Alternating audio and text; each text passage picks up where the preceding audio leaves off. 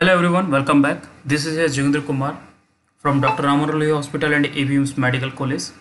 दोस्तों, इस वीडियो में आपसे बात कर रहा हूं जो आपका जिन बच्चों ने एमबीबीएस का आईपीयू का फॉर्म नहीं भरा था, मैं उसके रिगार्डिंग बता रहा हूं कि क्या प्रोसेस है और कैसे उसमें आपको अभी करना है, क्योंकि काफ़ी बार कन्फ्यूजन हो रही हो या फिर नहीं हो रहा, काफ़ी बच्चों में इश्यू आ रहा है कि उनका एप्लीकेशन फॉर्म एडमिट ओपन नहीं हो रहा, मतलब फॉर्म भरने के लिए ओपन नहीं हो रहा।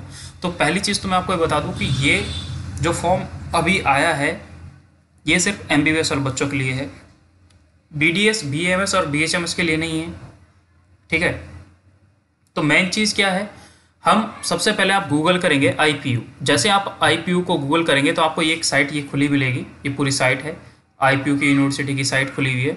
तो इस साइट में आप सबसे पहले ऊपर देखें, ऊपर आपको यहाँ पर लिखा हुआ है registration for online counselling, that is a IPU. जैसे आप इस पर क्लिक करेंगे तो एक न्यू पेज ओपन होगा। जैसे आप इस पर क्लिक करेंगे तो एक न्यू पेज ओपन होगा। देखिए, ये आपके पास एक न्यू पेज ओपन हुआ है। इसमें सबसे ऊपर पहला लिंक आया है जिस पे लिखा है क्लिक फॉर एमबीबीएस एडमिशन। तो बाकी तो और भी चीज़ें हमें जरूरत नहीं किसी के बारे में जानने के लिए, बट यहाँ पर लिखा क्लिक फॉर एमबीबीएस एडमिशन। जैसे आप इस पर क्लिक करेंगे तो एक न्यू पेज और ओपन होगा। अब इसमें दो चीज़ें आ जाएंगी। दो चीज़ें क्या आ जाएंगी, पहला तो ये वो बच्चे हैं जिन्होंने पहले आईपीयू के लिए रजिस्टर्ड किया है, वो बच्चों का ये आएगा इसमें। ठीक है, तो वो बच्चे आपने अपने आप को पहले एक बार रजिस्टर्ड करें। ठीक है, तो वो बच्चे इसको एक बार रजिस्टर्ड करें और यहाँ पर अपनी पुरानी जो उनको एप्लीकेशन नंबर आईपीयू का होगा वो डालें, जो आपकी डेट ऑफ बर्थ होगी वही आपको शायद पासवर्ड होगा, और यहाँ पे जो सिक्योरिटी पिन है ये आप डाल के एक जो ऑलरेडी रजिस्टर्ड स्टूडेंट है, जो पहले से जिसने रजिस्ट्रेशन किया है, वो इस चीज़ को फुलफिल कर सकता है। बट जिन बच्चों ने पहले फॉर्म नहीं भरा था उस चीज़ के बारे में बात करते हैं, तो वो आता है न्यू कैंडिडेट रजिस्ट्रेशन।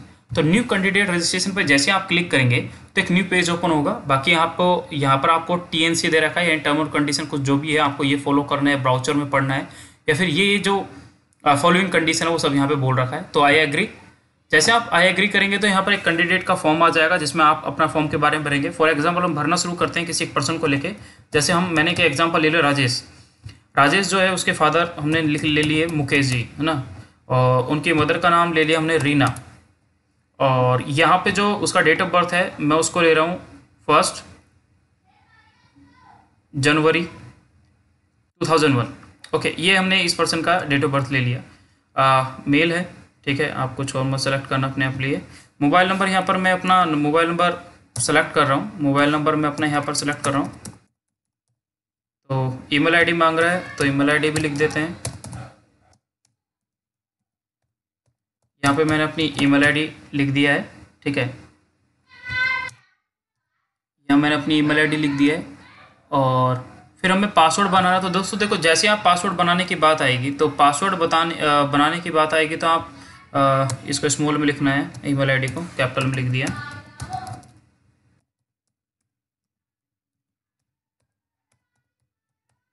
ये मैंने ईमेल आईडी लिख दिया। अब आपको पासवर्ड बनाना है। पासवर्ड बनाने के लिए क्या है, आपको डिफरेंट वर्ड्स को यूज़ करना है, यानी अल्फ़ाबेट जो है आपको अपर लोअर, ये देखो यहाँ पर राइट साइड में ऑप्शन खुल के आया, पासवर्ड मस्ट बी 82 इतने नंबर का होना चाहिए। तो मैं क्या कर रहा हूँ कि राजेश जो है उसको लिख लेता हूँ कैपिटल में, पहला RAJ, राज मैंने पहला कैपिटल में लिख लिया। उसके बाद मैं @ दूसरा अल्फ़ाबेट में ले लिया। ठीक है, उसके बाद मैंने स्मॉल में RAJ फिर से लिखा और फिर मैंने लिख दिया 1 2 3।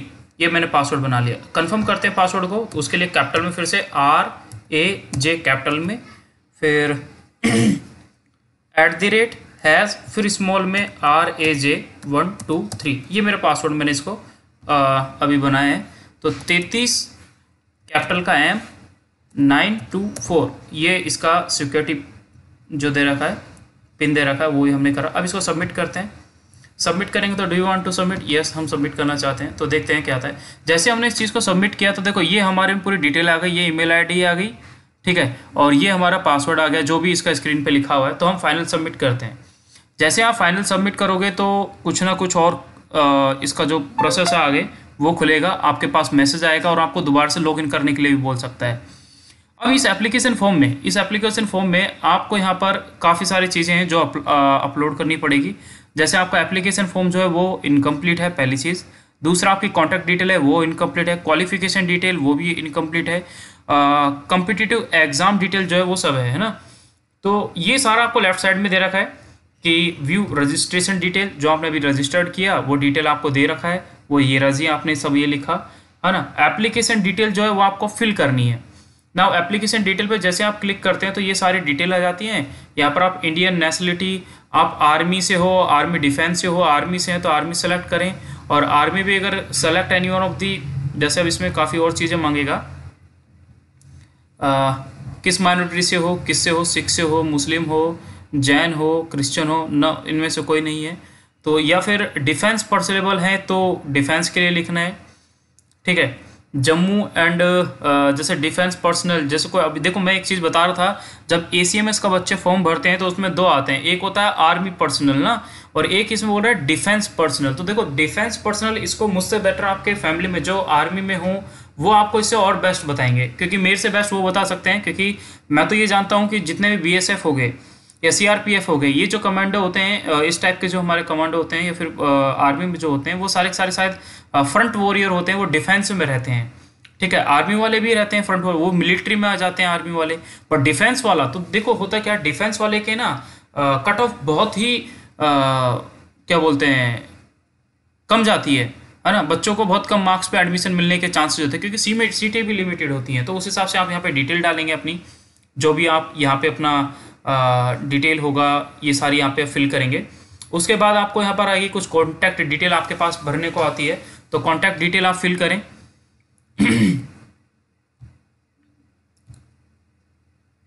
क्वालिफिकेशन, एग्ज़ाम डिटेल, तो अभी ये देखो आगे प्रीव्यू नहीं कर रहा है इसको, क्योंकि हमें फॉर्म फिल करना पड़ेगा ये वाला पहले। तो दिल्ली, आप दिल्ली से तो बहुत अच्छी बात है। दिल्ली में कौन सी कैटेगरी, तो मैं जनरल EWS बोल देता हूँ। आर्मी में, यस आर्मी में हो तो मैं, मतलब मेरे फादर जैसे ACMS वाले बच्चे आर्मी सेलेक्ट कर लें। सब कैटेगरी किस उससे आते हो, तो भाई वो कर दिया आपने। डिफेंस में है तो हमने लिखेंगे no. Jammu and Kashmir migrating है, नो, वहाँ से माइग्रेटिंग नहीं है। हैंडीकैप है, नहीं, अगर आप हैंडीकैप नहीं है तो हैंडीकैप नो सेलेक्ट करें। बाकी यहाँ पर आपके बैंक डिटेल ये सब कुछ मांग रहा है, तो ब्रांच में सेव एंड नेक्स्ट करता हूँ, यस, सेव एंड नेक्स्ट किया।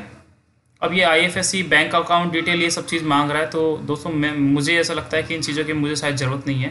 तो आप फिर भी एक चीज़ को देखें कि जब यहाँ पे कॉम्पिटिटिव एग्जाम डिटेल पूछेगा, तो कॉम्पिटिटिव एग्जाम डिटेल कौन सा पूछ रहा है, आप उस चीज़ के बारे में देखें। यहाँ पर अगर आपको MBBS के अलावा अगर आपको BHMS और BMS की डिटेल आए, है ना, तो आप वहाँ पे आप उसको फिल कर सकते हो, ठीक है। ये क्यों बोल रहा है ये करने के लिए, ये इसलिए बोल रहा है क्योंकि जिन बच्चों ने अभी तक फॉर्म नहीं भरा था, है ना, तो इससे होगा क्या कि ये वो पेमेंट जो आप करोगे यहाँ से, ठीक है, एक पेमेंट होती है, ये आपका जैसे बैंक अकाउंट डिटेल मांग रहा है, तो बैंक अकाउंट डिटेल इसलिए मांगी जा रही है क्योंकि जब आपका फाइनली ना फ़ी रिफंड होती है, कुछ फ़ी मतलब जैसे 10,000 रुपये फ़ीस आप भरोगे ऑनलाइन काउंसलिंग के लिए, या 5,000 रुपये या 12,000 रुपये जो भरोगे, कैटेगरी में 5,000 रुपये या 5,500 रुपये भरते हैं, और 11,000 साढ़े 10,500 रुपये जो OBC और जनरल वाले भरेंगे, और SC ST वाले 5,000-5,500 रुपये भरते हैं। तो 500 रुपये तो रिफंडेबल नहीं होते, लेकिन 10,000 जो होते हैं कॉलेज मिलने के बाद रिफंडेबल हो जाते हैं। आपको वो IP वाले वापस रिफंड कर देते हैं जब आपको कॉलेज मिल जाता है, लेकिन जिनको नहीं मिला उनको नहीं मिलता, ठीक है। तो ये चीज़ आप एक तो अप्लाई